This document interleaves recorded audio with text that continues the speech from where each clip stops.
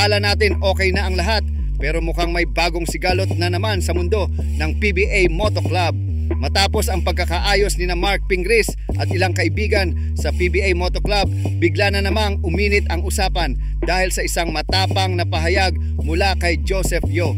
Kung ako masusunod, dapat mauna pa si Ranidel kaysa kay Mark Pingris sa 50 greatest players.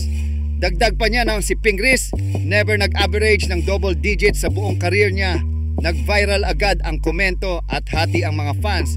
Marami ang nagtanggol kay Pingris, lalo't pasok siya sa PBA's 40th greatest noong 2015, habang si Ranidel hindi nasama sa listahan.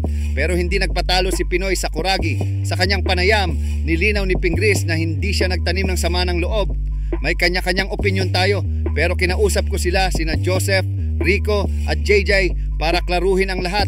Aminado si Pingris na nagkaroon ng tampuhan sa grupo kaya siya lumayo noon, pero ngayon nais niyang ayusin ang anumang hindi pagkakaunawaan. Tungkol sa comparison kay Ranidel, relax lang si Pingris.